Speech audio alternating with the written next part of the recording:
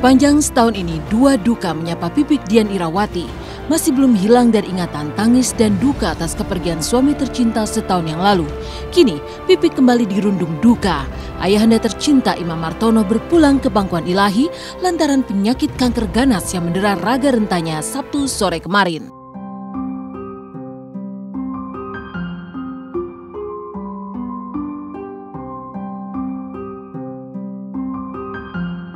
Dan seolah berfirasat akan berpisah dengan sang ayah, beberapa jam sebelumnya, Pipik pun langsung terbang ke Semarang, Jawa Tengah saat kondisi sang ayah kritis. Dan akhirnya Pipik sempat bertemu ayahnya hingga detik-detik terakhir sang ayah menghembuskan nafas terakhir. Air mata sepertinya tak pernah kering membasahi wajahnya. Di samping jenazah ayahanda tercinta, Pipik bersimpuh terseduh memandang jenazah sang ayah.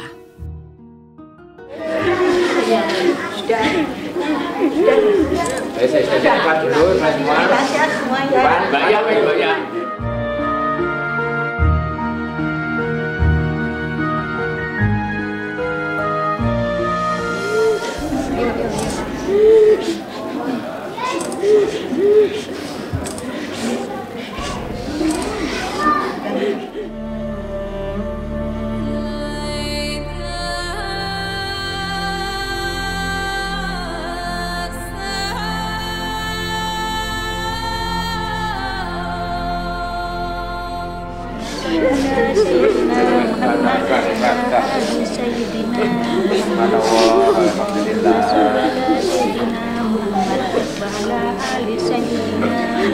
Jangan terlalu kencang, tidak terlalu kencang.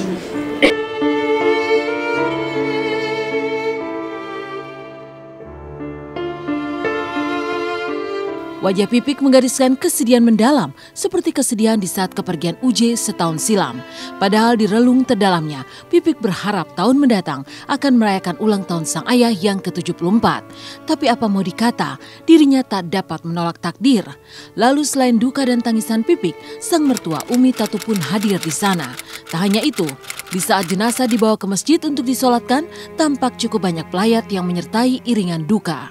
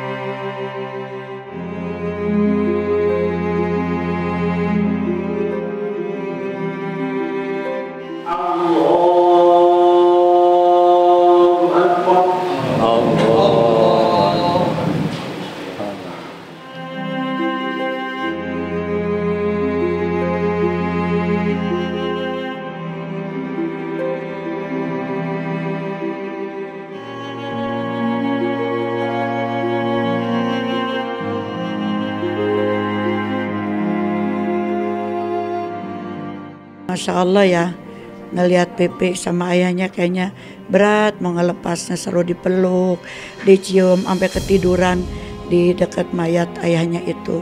Memang kayaknya itu mengurus terutama anak Pipik juga Masya Allah.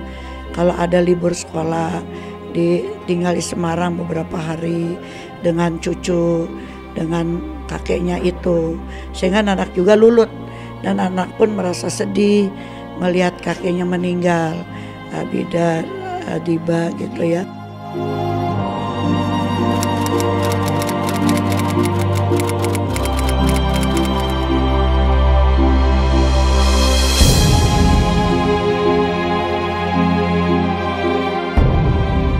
Prosesi duka akhirnya menuju ke tempat peristirahatan terakhir. Usai mensolatkan jenazah di masjid, semua bergerak menuju tempat pemakaman umum. Sepanjang perjalanan, Pipik bersama keluarga mengiringi jenazah. Ketika tiba di makam pun, Pipik tak mau berjarak dari sang ayah. Dengan busana serba hitam, Pipik bersimpuh di samping makam. Tak sekalipun ia berpaling dari liang makam, dengan cucuran air mata yang seolah tak ada habisnya.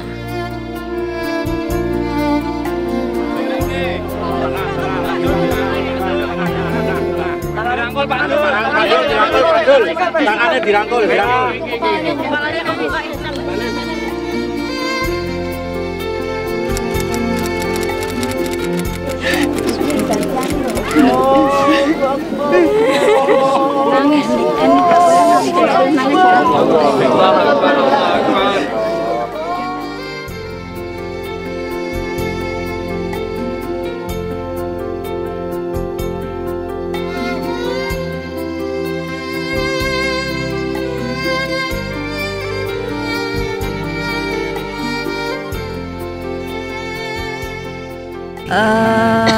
Yang pertama sih sempat 3 hari waktu saya masih nengokin, masih ngobrol, masih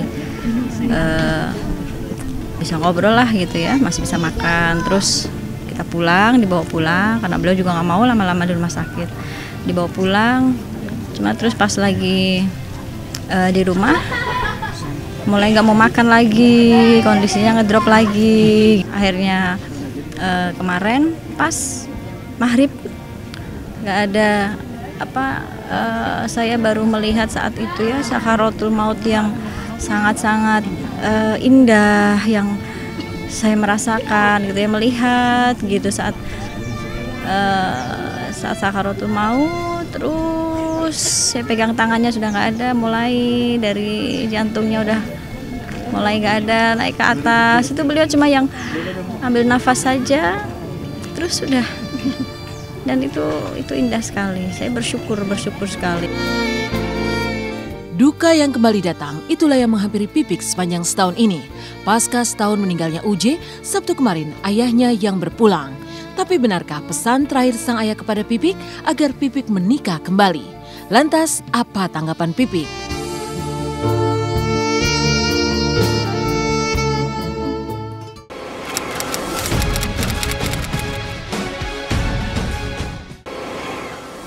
Baru setahun yang lalu, berderai air mata melepas kepergian sang suami. Air mata Pipik kembali tumpah. Ayahanda tercinta Haji Imam Martono tutup usia karena penyakit kanker yang menyerang tubuhnya. Lantas benarkah pesan terakhir almarhum agar Pipik segera mencari pengganti UJ? Bagaimana pula kesedihan mendalam atas kepergian Ibunda Wong Aksan, mantan suami Titi Rajo Bintang? Seperti apa kesedihan Titi melepas kepergian mantan mertuanya itu?